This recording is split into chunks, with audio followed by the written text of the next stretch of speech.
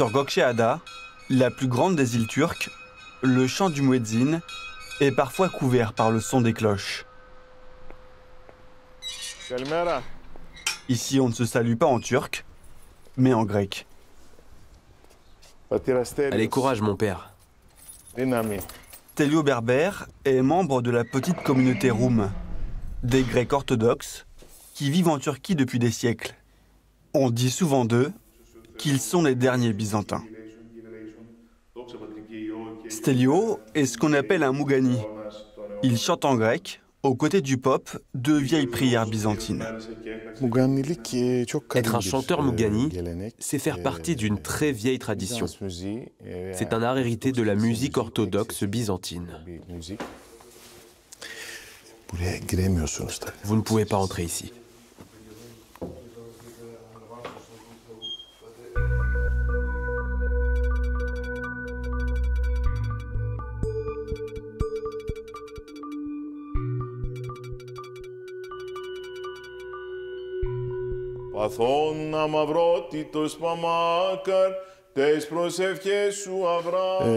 Normalement, il y a 2 chœurs, 2 voix, mais aujourd'hui, je vais réciter seul. J'ai commencé à prendre ce rôle de mougani très jeune, ici même dans cette église. Réciter ici, dans le village de ma famille, c'est une chance. Il vient d'ici, Stélio, de ce village. Si sa voix me plaît? Oui, il récite très bien. C'est très beau.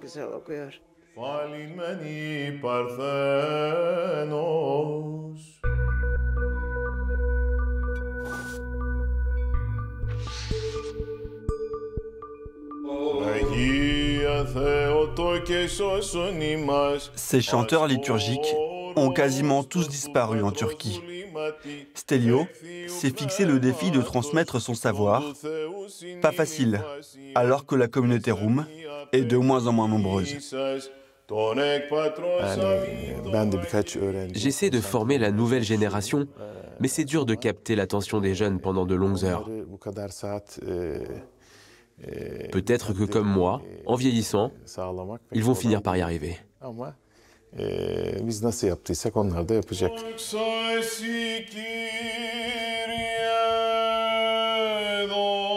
Mais sur les bancs de l'église, aujourd'hui aucun jeune. Les Grecs vivant en Turquie ont pour la plupart été chassés par les autorités turques au cours du XXe siècle. Les rares têtes grises qui restent sont les survivants d'une histoire mouvementée.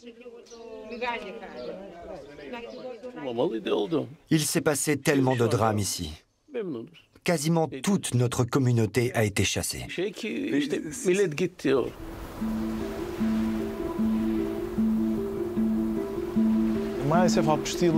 Nos conditions de vie ici dans les années 60 sont devenues très difficiles. Certaines de nos terres ont été saisies. Nos écoles roumes ont été fermées. Ça nous a rendu la vie impossible. C'est pourquoi les gens ont quitté l'île. Il y avait près de 8000 roumes sur l'île avant, et aujourd'hui nous sommes à peine 200. Aujourd'hui, sur les collines de l'île, les villages fantômes roumes témoignent d'une époque révolue. Et les quelques 350 chapelles restent désespérément vides.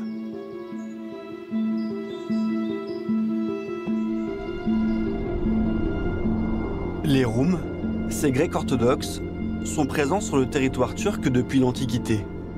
À Istanbul, l'ancienne basilique Sainte-Sophie, vieille de plus de 15 siècles, est le symbole de leurs racines. En 1453, les Ottomans prennent Constantinople. C'est la fin de l'Empire byzantin. Pendant des siècles, les Roumes continuent de vivre sur les bords du Bosphore, dans une société cosmopolite, aux côtés des communautés arméniennes, juives ou syriaques.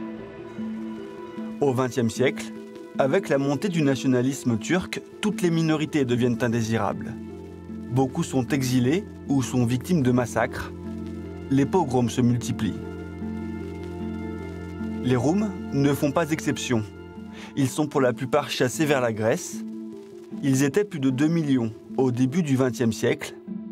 Aujourd'hui, on en compte moins de 2000. Mais ceux qui restent sont bien décidés à se battre pour ne pas tomber dans l'oubli et pour maintenir vivante leur culture.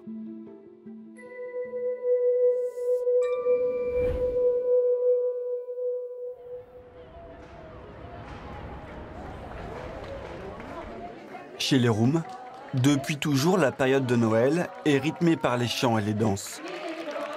À Istanbul, le centre culturel de la communauté est plein à craquer. Nous avons 3 amis qui nous viennent de Grèce, au violon, à l'oud et à la flûte.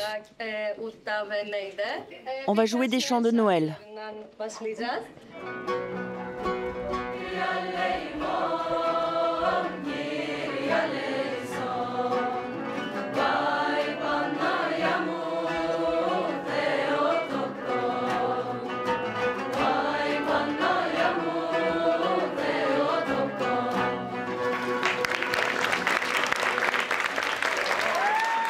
Anna Maria Aslanoglu est éditrice et productrice. C'est elle qui organise cette fête.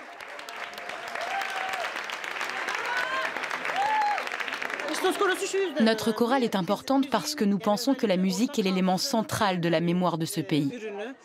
Ça parle à beaucoup de gens, de toute origine, et c'est un bon moyen pour sensibiliser autour de notre culture roum.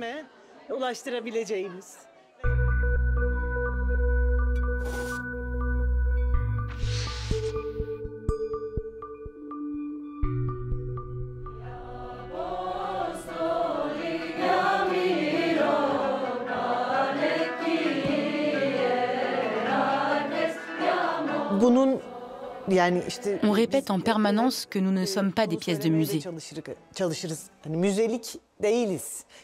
Nous sommes une communauté vivante qui continue d'exister et de produire des choses.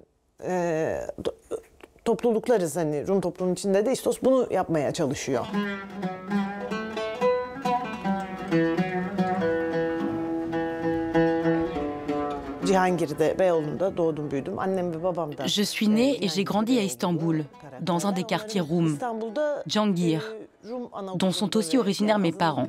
J'ai été à l'école primaire Roum, mais au collège turc.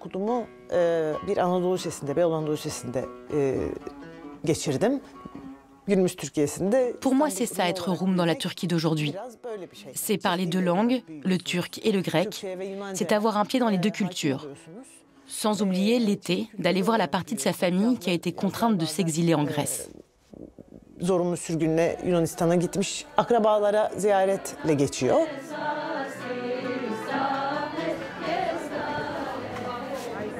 La maison d'édition d'Anna Maria traduit du grec au turc des romans et des ouvrages historiques.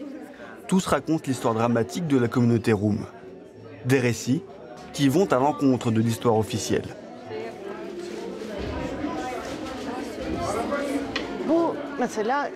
Ce livre-là s'appelle Léonis. C'est un roman qui parle de l'Istanbul des années 14-18, vu à travers le regard d'un enfant roum pendant la Première Guerre mondiale. Ça, c'est un livre intitulé « Qui reste encore à Imroz ». Ça parle de l'île d'Imroz, Gökçeada en turc. Il a été écrit par un journaliste turc, Serdar Korutchu, à partir d'interviews avec des habitants roum de l'île. Bonjour, comment ça va? Très bien, merci. Loin de ne promouvoir que des auteurs grecs, Anna Maria publie aussi des écrivains turcs qui soutiennent son combat, comme la romancière Elif Gülez. Mon roman se déroule en 1923. Cela parle du transfert de la population qui a eu lieu entre la Grèce et la Turquie. C'est encore un sujet tabou en Turquie. Dans les familles, on ne parlait pas de ce drame. Les gens ont fait le choix du silence et c'est cela qui m'a poussée à écrire dessus.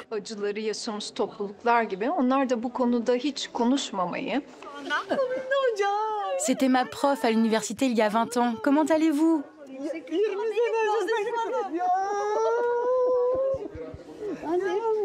J'entends très souvent parler de toi et tout le travail de ta maison d'édition. Bravo! Oh, arrêtez, vous allez me faire pleurer. Dans une Turquie qui n'a jamais laissé de place à ses minorités, la maison d'édition d'Anna Maria fait figure d'exception.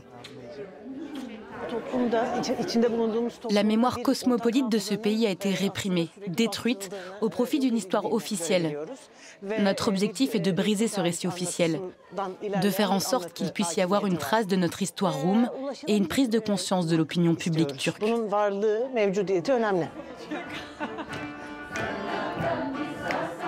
Anna Maria incarne la nouvelle génération roum, qui refuse de vivre dans le silence et les souvenirs.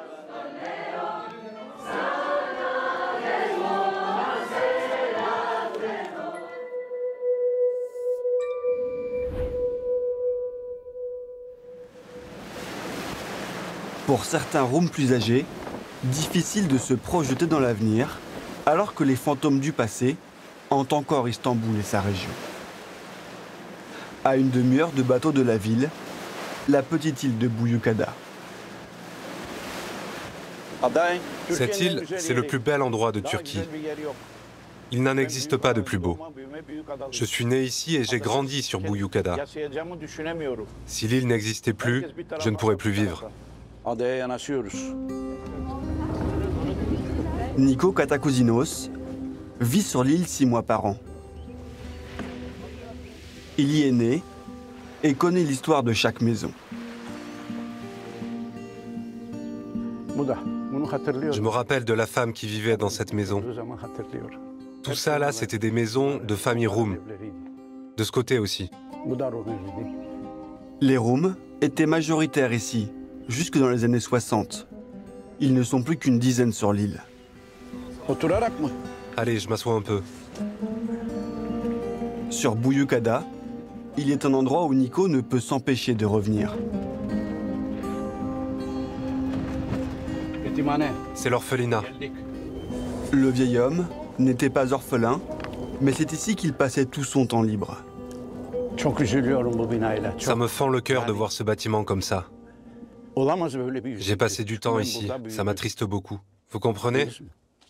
Où es-tu, gardien? J'arrive.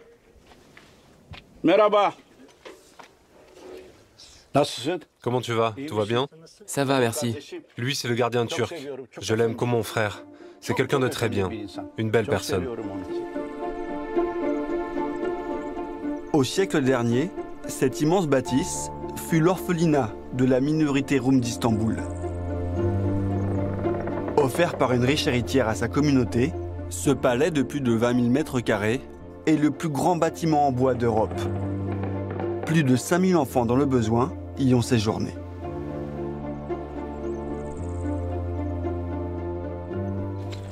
Attention Nico, il y a des morceaux qui peuvent tomber.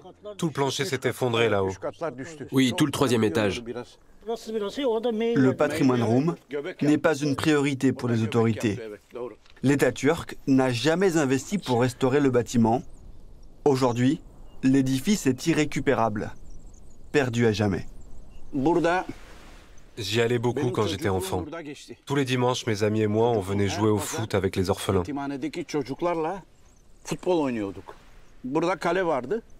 Ici, il y avait une cage de but, et jusqu'au fond là-bas, c'était notre terrain de football.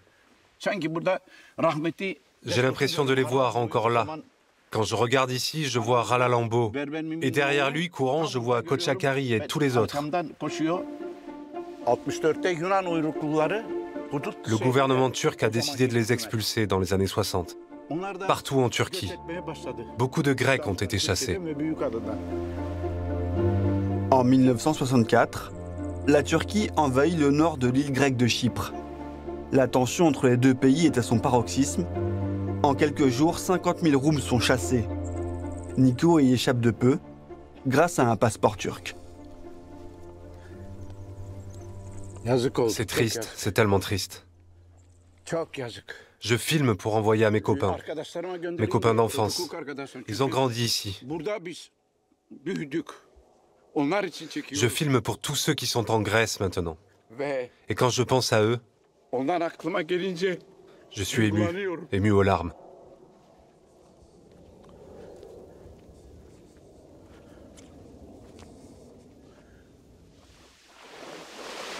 Malgré les drames et les exils forcés, les liens tissés entre les Roums et les Turcs au fil des siècles ne sont pas tous rompus.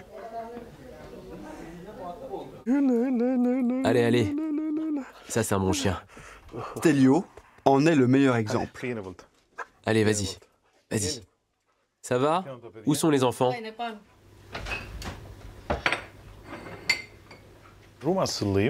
Même si moi, je suis roum, ma femme, elle est turque.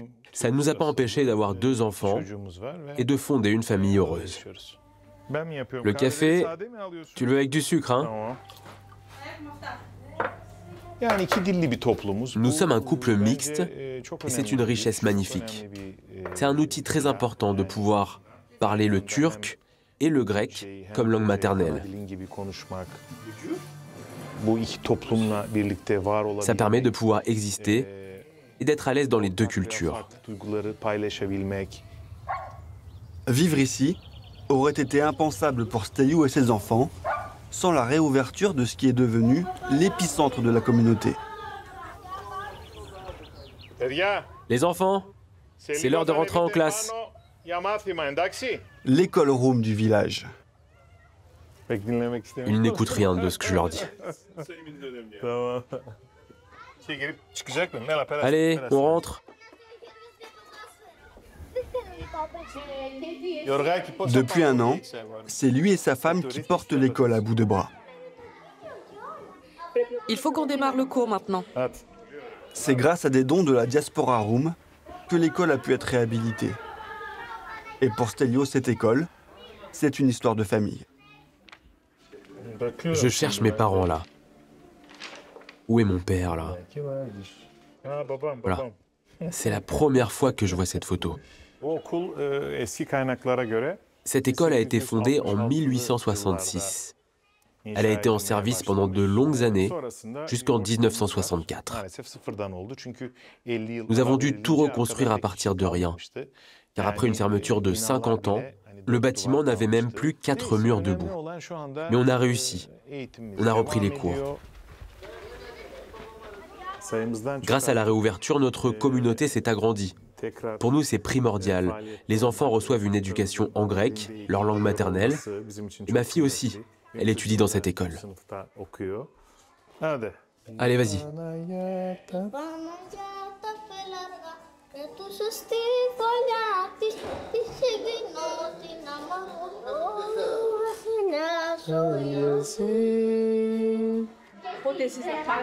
En plus d'être professeur de musique, Stelio a dû accepter le poste de directeur. Pas vraiment le choix, il n'y avait personne d'autre pour reprendre les rênes. Là, c'est mon bureau. Là-bas, c'est la salle des professeurs. Et là, ce sont les salles de cours. Voilà notre classe de maternelle. Elle est active, mais elle ne compte que 3 élèves. Mais malgré tous ses efforts, à chaque rentrée scolaire, Stelio se heurte à un défi majeur. Trouver des professeurs hellénophones. En attendant, sa femme, professeure de musique elle aussi, doit improviser des cours de géographie. Et tout ça en grec. Parmi nos enseignants, beaucoup viennent de Grèce. Et cette année encore, les autorités turques ne leur ont pas encore donné l'autorisation de travailler. Ça place notre école dans une situation difficile. On aimerait vraiment que ce problème soit résolu une fois pour toutes. Que les 2 pays s'assoient à la même table et signent des accords pour régler ce problème définitivement. Stelio et sa petite école, éternel otage des tensions qui opposent la Grèce et la Turquie.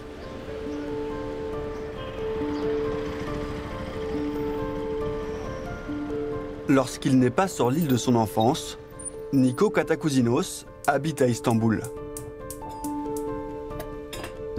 Il passe la plupart de ses journées chez lui,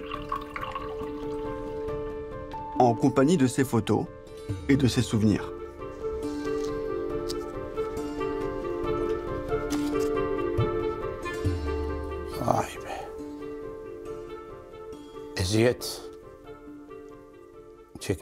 Ça fait mal. Ça me peine de voir ces photos.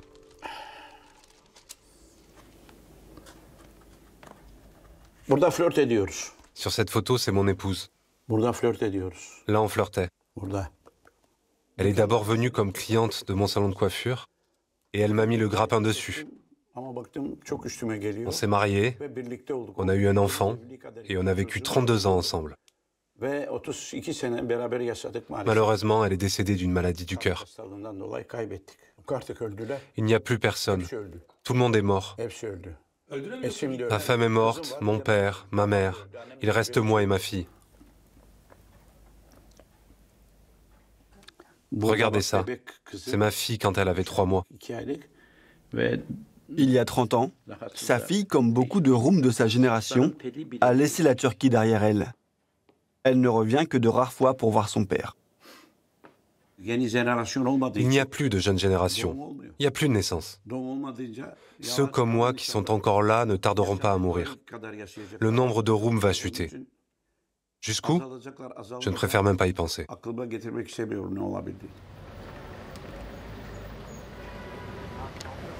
Pour ne pas trop penser à la fin de sa communauté, Niko, coiffeur de profession, continue d'exercer son métier de temps en temps.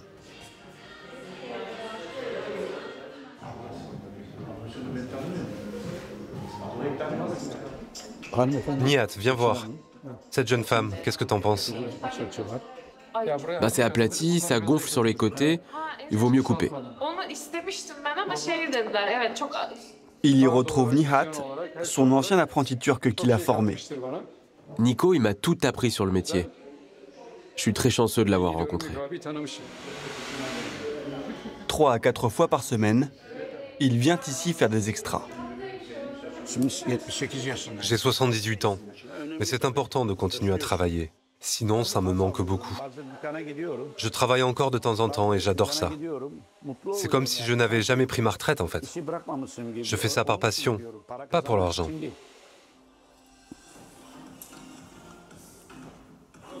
Comme beaucoup de Roms retraités, Niko aurait pu se contenter de sa petite pension et partir en Grèce. Ma famille est vieille de 600 ans. Mes ancêtres remontent à l'Empire byzantin. Qu'est-ce que j'en ai à faire, moi, de la Grèce? Ce n'est pas mon pays. Mon pays, c'est la Turquie.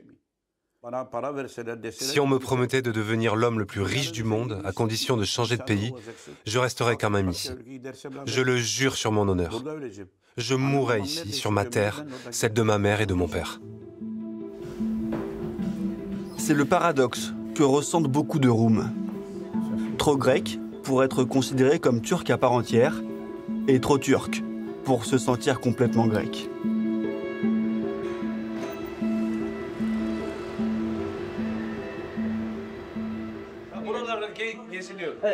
Alors, tu allumes la lumière, ensuite tu vas par là. Ok, d'accord.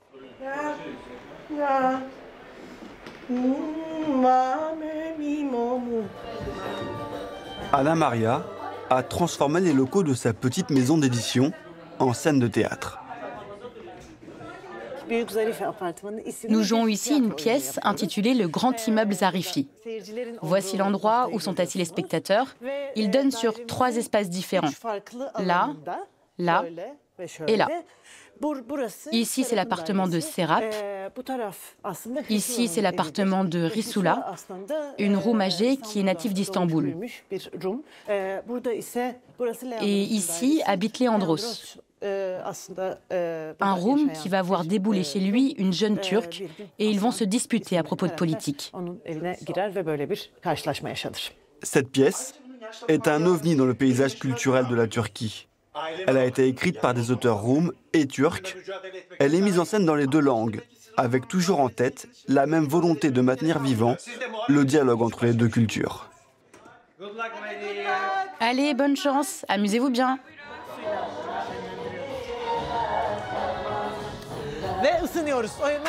À chaque fois, on s'échauffe toujours en musique. Il n'y a rien de mieux. Après des mois de création, c'est la première répétition générale.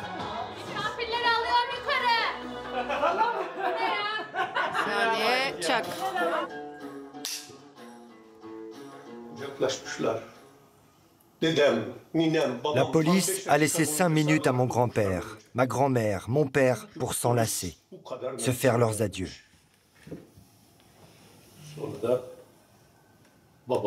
Puis, ils ont emmené mon père à la caserne de Davut Passa.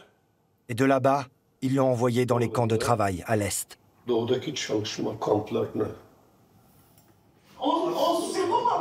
Pour la productrice, le théâtre est un outil efficace pour tenter d'alerter sur les dangers du nationalisme.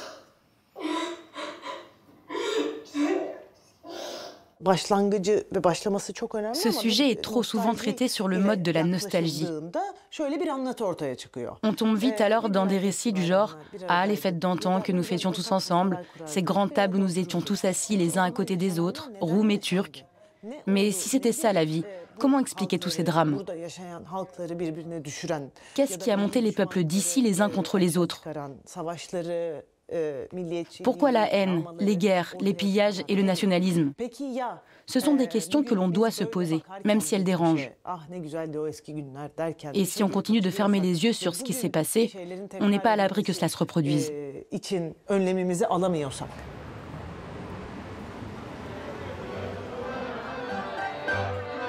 Après la répétition, Anna Maria et sa troupe se retrouvent dans une méhanée, une des dernières tavernes roms d'Istanbul. On vient y écouter du rebetiko, une musique populaire jouée sur les deux rives de la mer Égée.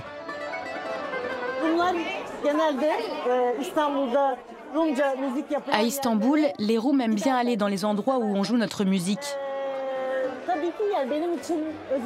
Et puis pour moi, c'est particulièrement beau d'écouter du rebetiko, ce style qui s'inscrit dans la mémoire collective des deux peuples.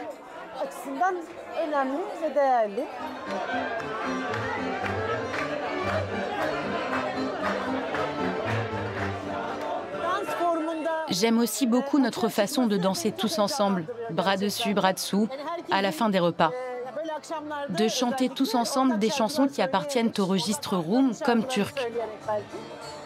Ce n'est pas propre à la culture roum de finir ainsi les soirées, ça existe aussi ailleurs, mais c'est quelque chose de très beau, de passer un moment comme ça, tous ensemble.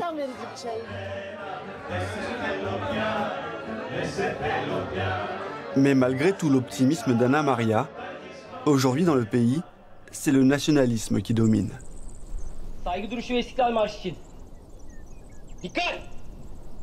Le 29 octobre, c'est la fête de la République turque. Stelio ne manquerait le défilé pour rien au monde. Nous sommes réunis ici aujourd'hui pour célébrer le 100e anniversaire de notre République.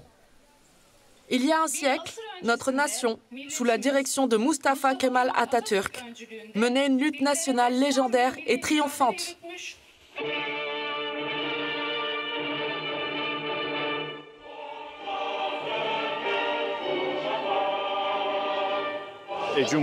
Nous fêtons les 100 ans de la création de la République turque. Et il paraît que ça se fête. C'est une date importante pour les Turcs, bien sûr, mais aussi pour nous, les Roums. Je suis un peu venu ici en mon nom, mais comme représentant de la communauté. C'est d'autant plus important que je sois là ici. J'ai un lien très fort avec cette île, et mes enfants aussi. Même dans mes rêves les plus fous, je n'aurais pas pu imaginer que notre histoire continue à s'écrire ici.